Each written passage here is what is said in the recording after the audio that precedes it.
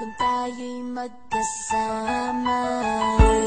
At kahit tayo'y nagkakamali, hiling na sana'y di na lang nangyari.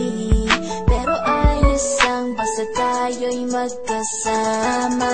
Simula nang makilala ka, iba na darama.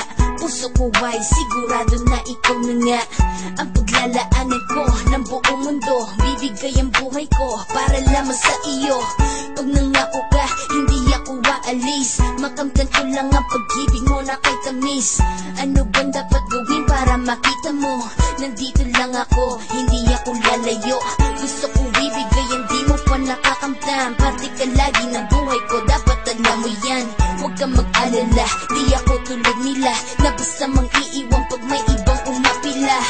At alam ko na babother ka sa mga nakaraan ko, kaya minsan tinotopa ka.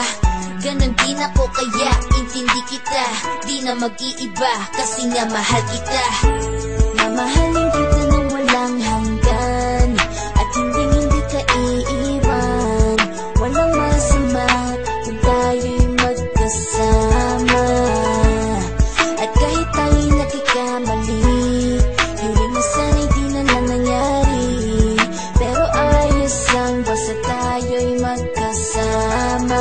Kahit na tayong dalawa ay may pagitan, distansya lang iyon pero ating puso't isipan ay magkalapit pagkat tayo'y nagmamahalan ng walang hangganan. At yung tanging kayamanan na ating pinagbabagas, ikaw ang aking lakas. Sana ay huwag magwakas at huwag mag-ibalandas nating dalawa, kasi di ko malalaman ang aking gagawin pag ako'y iyong iniwanan. At alam ko tayo'y nagkakamali at hindi mapakali kapag hindi agad tayo'y nagkakabati. So ako'y humihingi ng tawad sa mga kasalanan kung di na maitatama kasi nangyari na.